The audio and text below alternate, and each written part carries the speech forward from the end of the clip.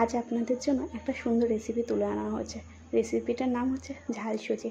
ঝাল সুজি করতে কী কী উপকরণ লাগছে সেটা একবার দেখে নেব। গাজর, ক্যাপসিকাম, আলু, কারি পাতা, আদা, পেঁয়াজ, কাঁচা লঙ্কা এবং চিনাবাদাম। এছাড়াও আপনাদের ঘরে অন্য উপকরণ থাকলেও সেইগুলোও দিতে পারেন। ঝাল সুজির জন্য প্রথমে সুজিটা খালি কড়াই বা শুকনো কড়াই ভেজে নেব। যত সুন্দরভাবে ভাজা হবে সুজিটা কিন্তু তত সুন্দরই ঝরঝরে হয়। এরপরে বাদামটা আমরা ভেজে নেব। বাদামটা ভালোভাবে ভাজা হয়ে গেলে এটা সাইডেই রাখবো। এরপরে কড়াই তেল দিয়ে তেলটা গরম হলে এরপরে ফোড়নে দিচ্ছি একটা শুকনো লঙ্কা, গোটা খানিক সর্ষে।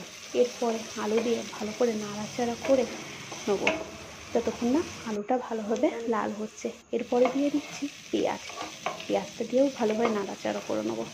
এরপরে দিয়ে দিচ্ছি গাজর, কাঁচা লঙ্কা আর সাইডে জল গরম করে নিচ্ছি। এখানে পরিমাণ মতো অল্প লবণ দিয়ে দিচ্ছি। এরপরে দিয়ে দিচ্ছি কারি পাতা, আদা। এটা দিয়েও ভালো করে নাড়াচাড়া করে নেব। এরপরেই দিয়ে দিচ্ছি ক্যাপসিকাম। তবে ক্যাপসিকামটা দিয়েও ভালোভাবে নাড়াচাড়া করে নেব। ভালোভাবে নাড়াচাড়া হয়ে গেলে ভেজে রাখা সুজিটা দিয়ে দেবো। সুজিটা দিয়েও ভালোভাবে নাড়াচাড়া করে নেব যাতে সবজির সাথে ভালোভাবে মিক্স হয়ে যায়। যত ভালোভাবে মিক্স হবে ততই ভালো হবে। এরপরে গরম করে রাখা যে জলটা আছে সেটা আমরা অল্প অল্প করে দিতে থাকবো। এই সময় কিন্তু গ্যাসের ফ্লেমটা জোরে রাখবেন, নাড়াচাড়া করবেন। এই সময় আমি অল্প চিনি, অল্প লবণ দিয়ে দিচ্ছি। তবে চিনিটা লবণটা আপনারা স্বাদ মতনই দেবেন। অল্প অল্প করে জল দেবেন আর নাড়াচাড়া করতে থাকবেন। এই সময় খেয়াল রাখবেন যাতে বেশি করে জল না দেওয়া হয়।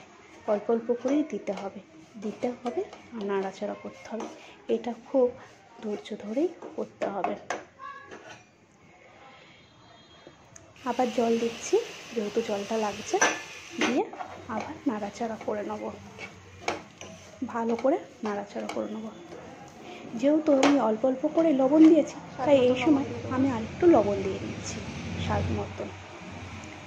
এরপরে দিয়ে দিচ্ছি বাদামটা দিয়ে ভালো করে নাড়াচাড়া করে নেব।